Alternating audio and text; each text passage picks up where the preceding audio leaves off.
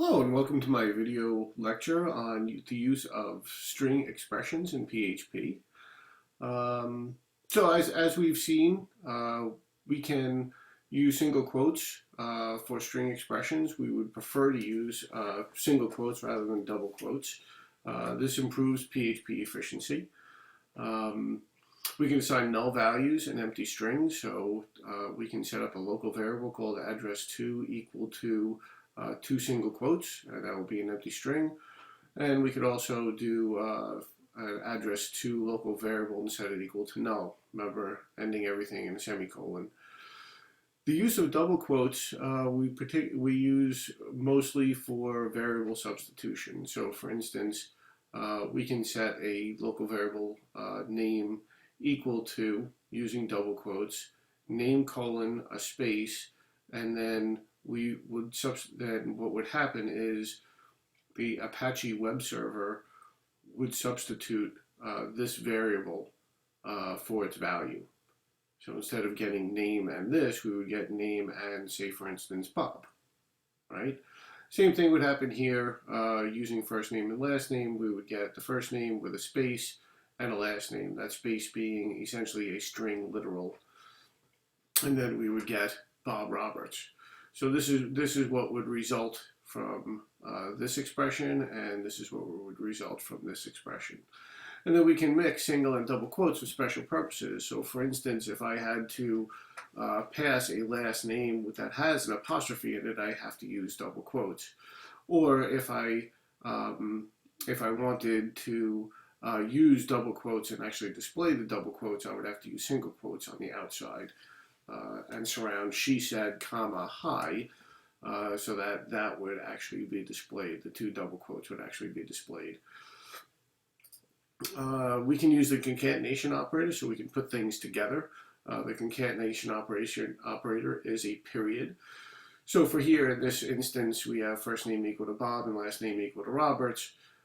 Here, instead of using variable substitution in the double quotes, we would have name and a space in between single quotes. We would concatenate that with the variable first name, semicolon, and we would get the same result. Why you would use one method over the other? Some cases it's personal preference. Some cases it has to do with the actual coding that's going on at the time.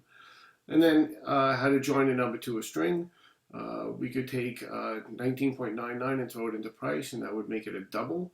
And then we would simply concatenate it. And what would happen here is that the Apache web server would do an implicit type conversion, and it would convert the 19.99, which is a double, it would convert it to text and concatenate it for us, which is nice. And then there's the echo statement. So the echo statement is used to display string expressions. We've seen this already in some of the previous videos. So we could embed it into HTML, just like we're doing here. So here would be an HTML paragraph tag with name, colon, and a space, and then some PHP code, which would echo out the value of the name variable. That would get stripped out and converted by the Apache web server. So it would just display the value that's in the variable name, and then we have our end paragraph tag. There are also functions, and we're going to get into this in later lectures and within chapter 2. We have the name colon, and then we're echoing out, and before we actually pass the name out to our browser, we can run it through a function such as HTML special chars or HTML entities to make sure and prevent cross-site scripting attacks. So we would actually pass the value that's in name, especially if we got that from an input, a text input control on a form. We would want to run that through the HTML special char, so it would convert all of the characters in here that have HTML equivalents. And again, we'll get into that in a later video. So let's take a look at how that works.